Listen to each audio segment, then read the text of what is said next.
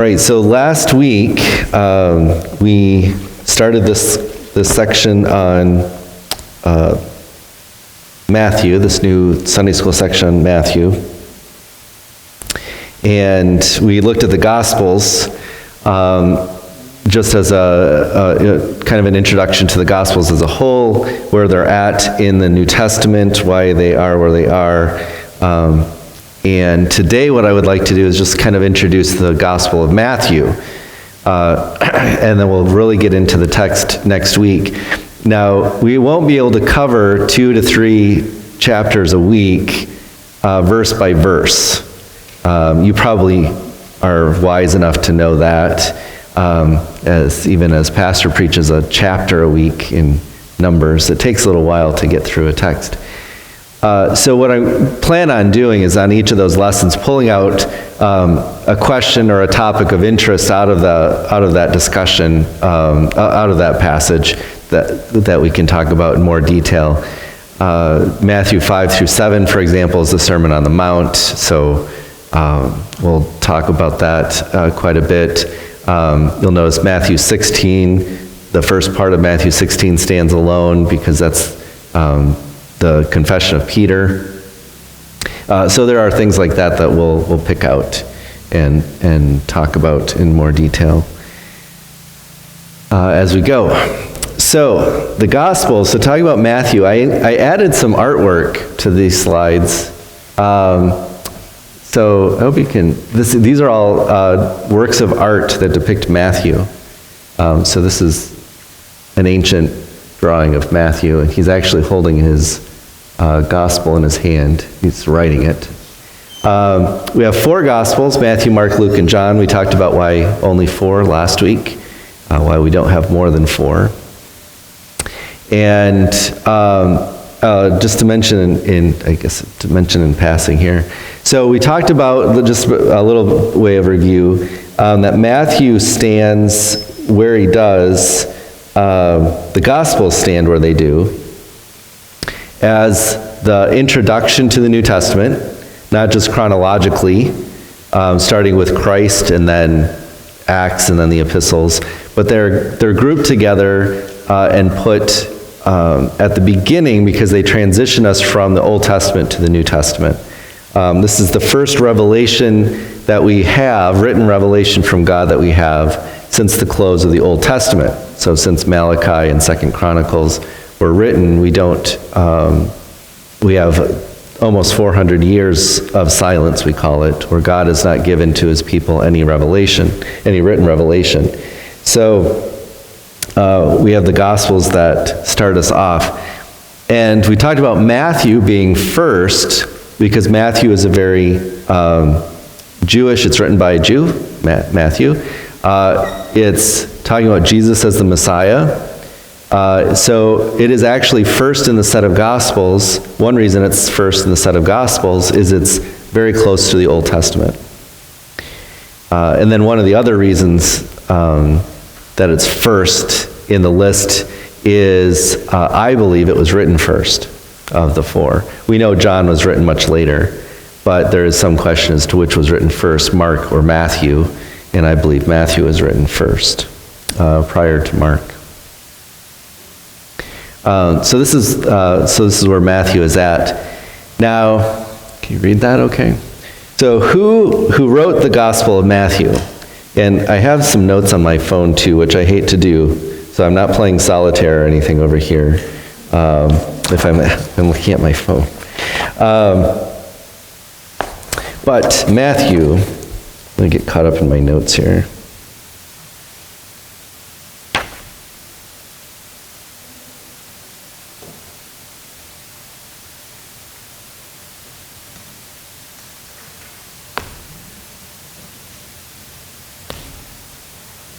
Okay, here we go. Okay, so Matthew.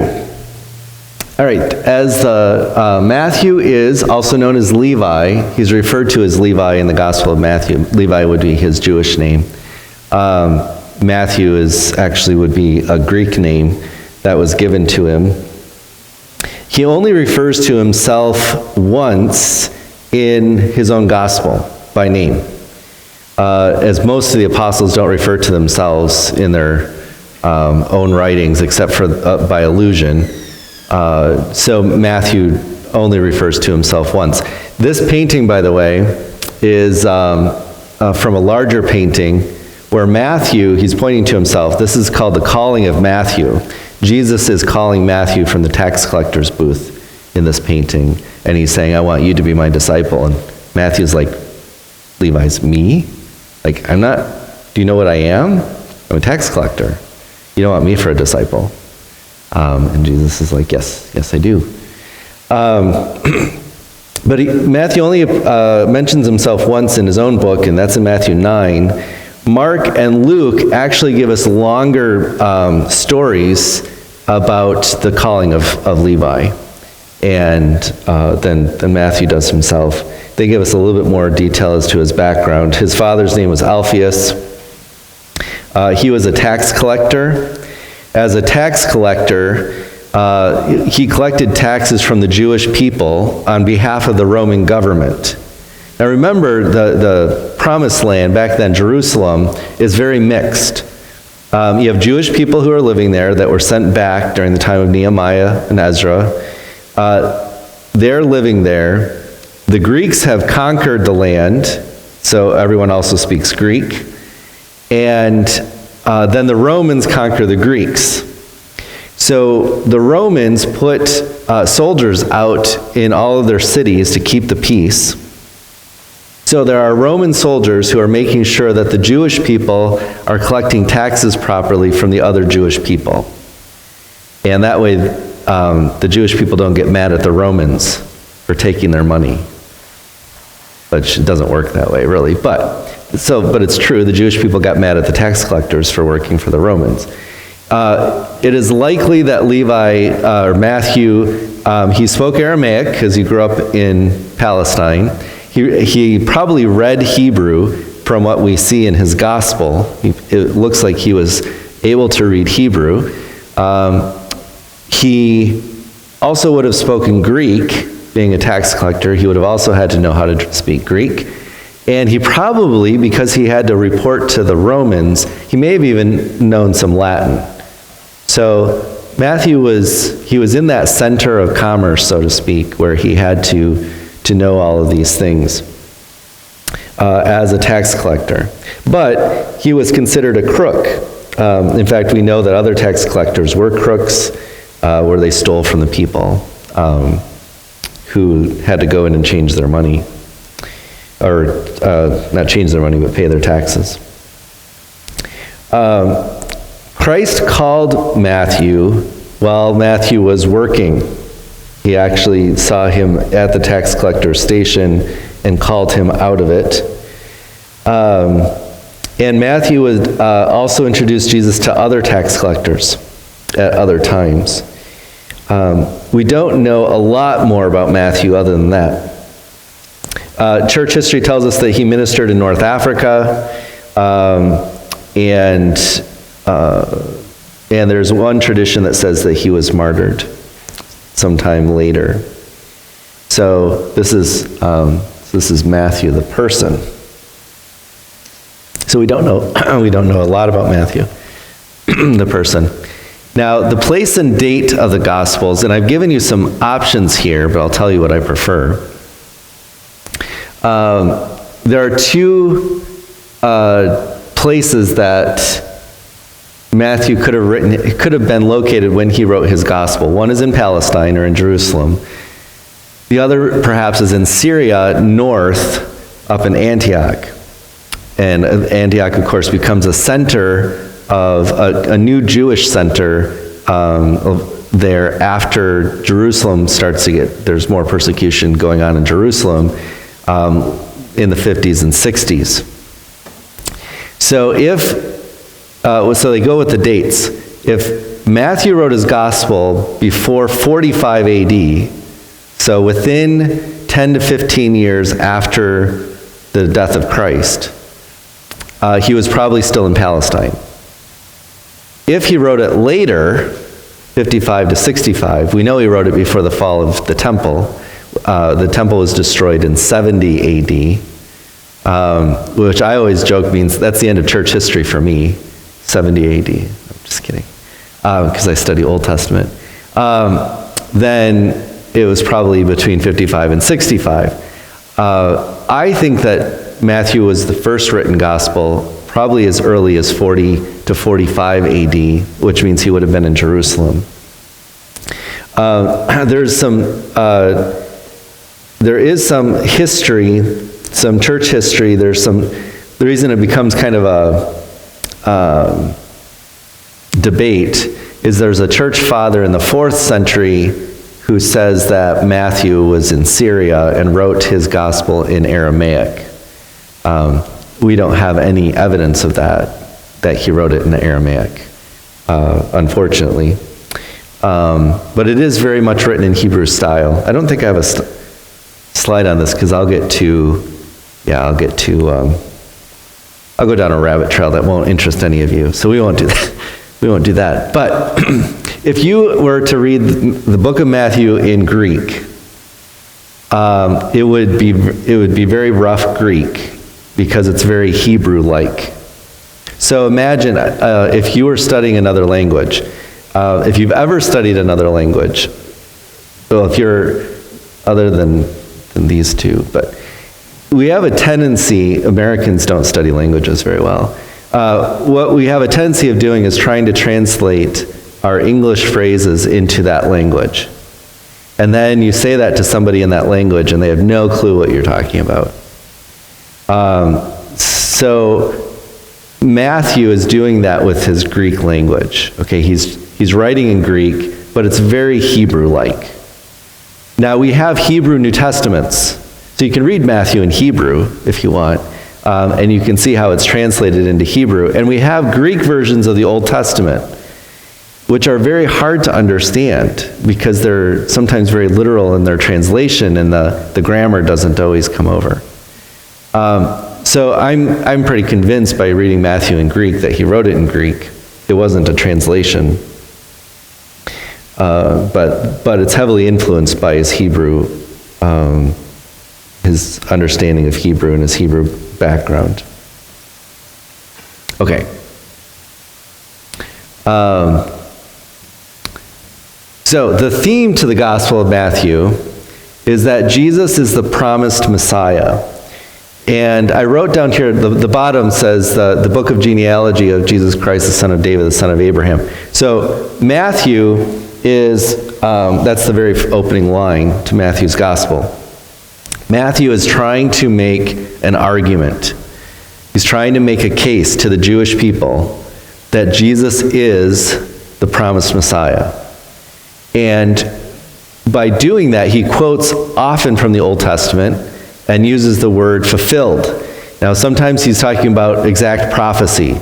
This prophecy here was exactly fulfilled, like we think of the term over here. Sometimes he's talking about more of a general understanding of the Old Testament. Just like it happened over here with Israel, it happened over here with Jesus. And he calls that a fulfillment as well, even when it's not prophetic. But he's making an argument. And this opening phrase, the genealogy of Jesus, is what he's actually, I need like more of these things. What he's actually alluding to goes back to Genesis. And I've mentioned this before, the book of Genesis is made other than Genesis 1, is made up of 10 books that Moses compiled. And I think he probably brought them from the university library in Egypt when he left Egypt. But so you have this phrase, chapter 2, verse 4 of Genesis. These are the generations of the heavens and the earth. And then you have in chapter 5, verse 1, this is the book of the generations of Adam. Okay, and so each of the sections, and you can read through Genesis, you'll find 10 of those. Each of those sections then tells us about a new person, a new character, tells us about where they came from, who their descendants were, and then what were the important effects of their life, the events of their life that took place. And Matthew starts Genesis. Matthew starts Matthew with the same way. He's going to tell us about Jesus and the important parts about him, the important things that we need to know. It's not a biography, because he's going to go from his birth to when he was 12, a short little episode, and then when he's 30, or about 30 years of age. So he's not really doing a biography. But his point is, I'm going to prove to you, I'm going to give you the evidence you need to understand that Jesus really is the Messiah. That's his point. So the key verse there is 1:1, and he uses that word fulfilled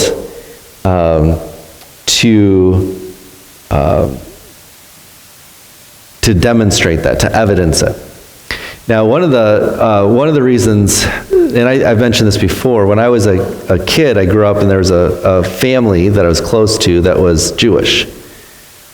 When I became a Christian in high school, and my best friend was in high school and he was Jewish, and I'd gone to his bar mitzvah, and we started talking about these things, I was very interested in the Old Testament because I wanted to do the same thing. I wanted to show to my Jewish friends that Jesus is the Messiah. And so this is one reason I like the book of Matthew, this is what got me studying the Old Testament, is the same conversation. Okay, so the theme was Jesus the Messiah? And that's the argument that he's trying to make. So when you read, well, I'll come back to that later. I do have a slide on that later. Okay, so what Matthew does then, in his gospel, is he says, he has 6 discourses or long teaching sections by Jesus. So these are, if you have a red letter edition, these are pages and pages where Jesus is teaching, long sections. The Sermon on the Mount being the longest, chapters 5 through 7. And then in chapter 10, he gives a long discourse to his 12 disciples, what he wants them to do. Chapter 13 is a long discourse on the parables of the kingdom, a very interesting passage. We'll spend one Sunday looking at that chapter, Lord willing. He has a long discourse on forgiveness, chapter 18. And then he has the judgment on the Pharisees on 23, and then the Olivet Discourse, which is chapters 24 and 25. And it's called, he's on the Mount of Olivet after the Last Supper, after the Passover meal. They go out to the Mount of Olives, and his disciples ask him some questions about the end times, and Jesus answers those. So these are not, they are somewhat chronological, and the information that comes in between them is somewhat chronological, but it isn't intended to be chronological. Instead, Matthew is centering everything around these 6 speeches or discourses.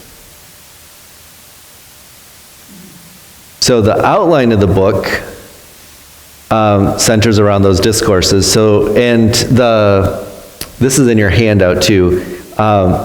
This isn't original with me, but if Matthew is arguing that Jesus is the Messiah, he's arguing that Jesus is the King, then his book can be outlined taking that theme and then taking those 6 discourses and putting those 2 together. So the first section, verses 1 through chapter 4, verse 11, is the King presented. And we'll spend a couple weeks in that section where Jesus is being presented as the King. And this is one of the great things about Matthew 1 and 2, and how you look at how everybody responds to Jesus. This is the story of the Magi. This is people coming to worship the King. Then chapters 4 through 11 is the King authenticated.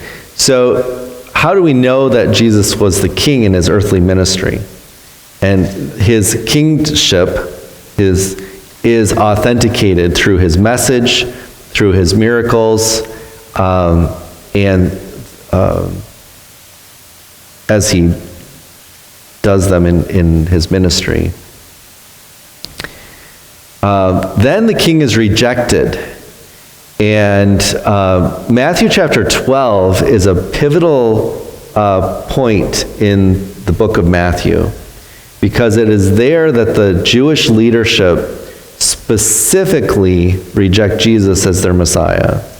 That's the unforgivable sin. Jesus does a miracle, and the Pharisees say, well, he only did that miracle by the power of Satan. And Jesus says, this is disinformation. He didn't call it disinformation, but this is you've now crossed the line. It's one thing to reject my miracles. It's one thing to reject my message, but it's another thing to say that my miracles are done by the power of Satan. He says that is a line too far. And he begins to then prophesy about the church. In Matthew, the church is only mentioned one time, by the way, and it is prophetic. We'll talk about that in Matthew 16, which is another characteristic of Matthew, the Jewish nature of Matthew's book, the fact that he's focused on the Messiah. Matthew only mentions the church one time in Matthew 16. Then there's a whole section about Jesus and his followers, his true disciples versus his false disciples. And there are kind of a weeding out between the two and teaching around that. His final presentation, so this is the triumphal entry, and the time leading up to his crucifixion, the speech on the future kingdom, then his death, his resurrection, and the end of the book. So that's the outline of the book. But we see that it's focused around Jesus as the Messiah, and then it's focused around those 6 teaching points.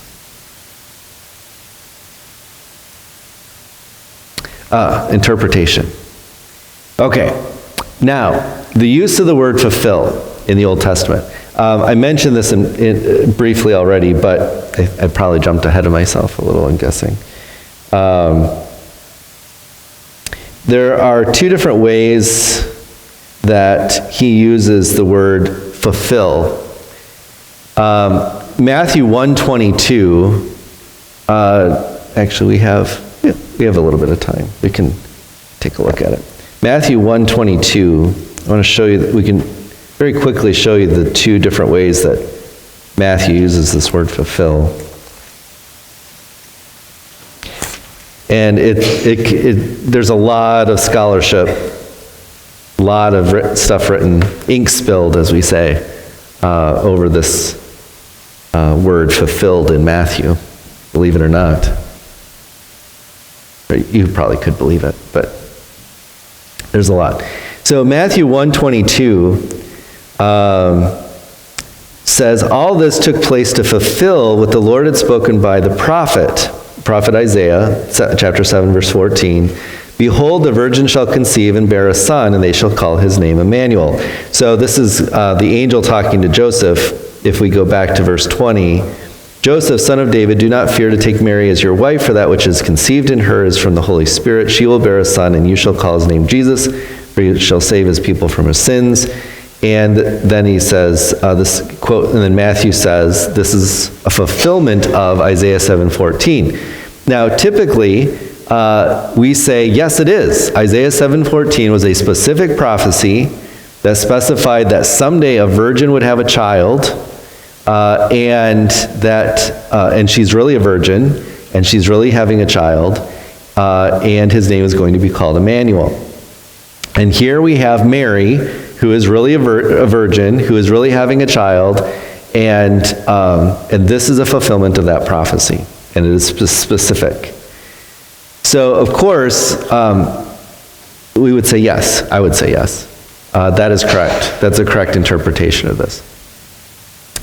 Okay, so now That's how we mostly think of fulfillment. So that one's easy.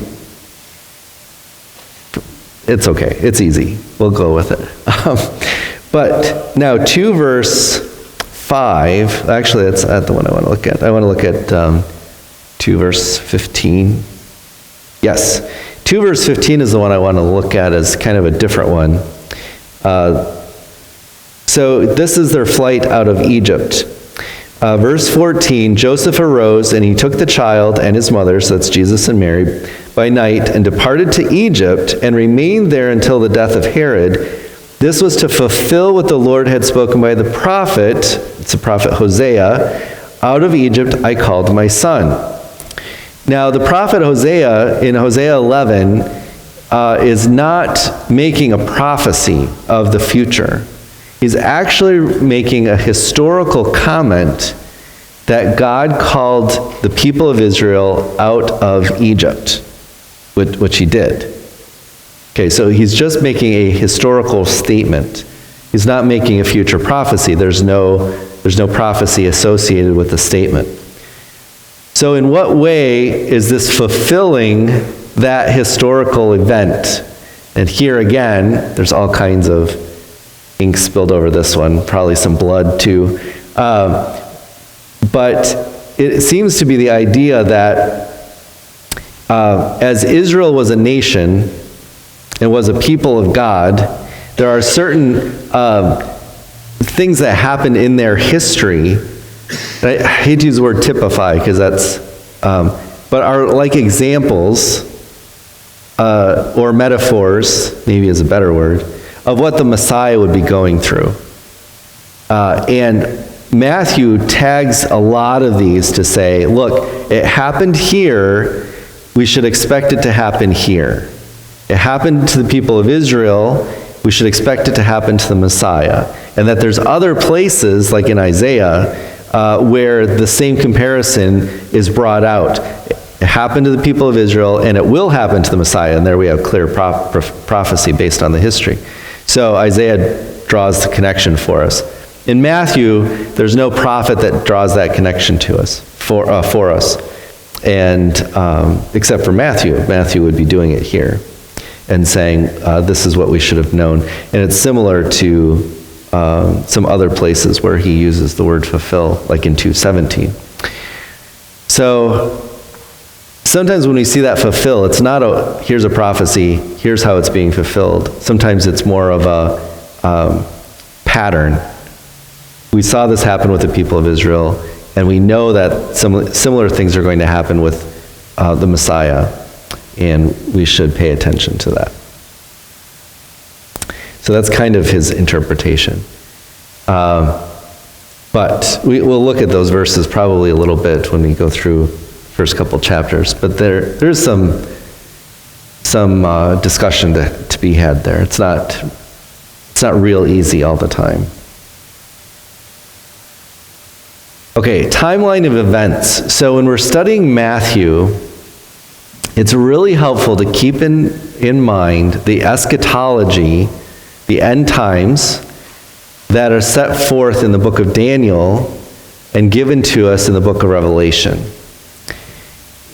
I find that if you put them in that order, Daniel, then Matthew, then Revelation, the future history, future events that God has promised will take place, it's easier to kind of sort them out and put them in their proper location. So for Daniel, there's this little chart. It's an old chart, but I've got a bigger one here, but I don't know if that's much easier to read. We'll come back to this. It's a great graphic that someone did. I would say 100. Well, it's got to be over 100 years ago now. But Daniel chapter 9, verse 24, gives us a timeline of the future. And Daniel, of course, gives us many timelines of the future. And every one of them are fulfilled exactly the way he said that they would be. And I think that's very important. In Daniel chapter 9, we have the prophecy of what's called the 70 weeks. And Daniel says in verse 24, I'll read these few verses, and the word weeks is literally sevens. Okay, 70 sevens are decreed about your people and your holy city to finish and this is what's going to happen, to finish the transgression, to put an end to sin, and to atone for iniquity, to bring in everlasting righteousness, to seal both vision and prophet, and to anoint a most holy place. So there's a whole bunch of stuff that's going to happen in the future. Within this time frame, all of these things are going to happen. Know therefore and understand that from the going out of the word to restore and build Jerusalem, to the coming of the anointed one, a prince, there shall be 7 weeks. And then for 62 weeks it shall be built again with squares and moat, but in a troubled time. And after the 62 weeks, which is 69 weeks total, the anointed one, an anointed one shall be cut off. That is, he'll die, and he shall have nothing. Okay, so in Daniel's timeline, the 77s equals 490 years, and these are 360-day years, not 365-day years. The first 62 are fulfilled literally, and the 49 years, are fulfilled literally. The going out of the decree, there's someone who has actually done the math, which is really impressive. It's the decree to build Jerusalem is recorded in Nehemiah 2, verses 1 through 8. And this took place in 444 BC. There's a whole, this guy wrote like a dissertation on this, and he works out all the math. It's very impressive. I'm not going to bore you with all the math. But from 444 BC is the decree that goes out. The second 62 weeks then begins in year 434 years. Oh, yeah, 62 weeks is 434 years. And ends with the anointed one being cut off, which would be about AD 33. So we can count from the beginning to the end of 69 years, the first 7 plus 62, we can count day to day, and we can go from the decree of Artaxerxes to the death of Christ and say, yep, that is exactly 69 weeks of years, so 69 years, 69 times 7 years, and each year being 360 days. And it gets us from point A to point B on the day. Okay, but Daniel goes on and says after the 62, or after 69, because it's 7 and then 62,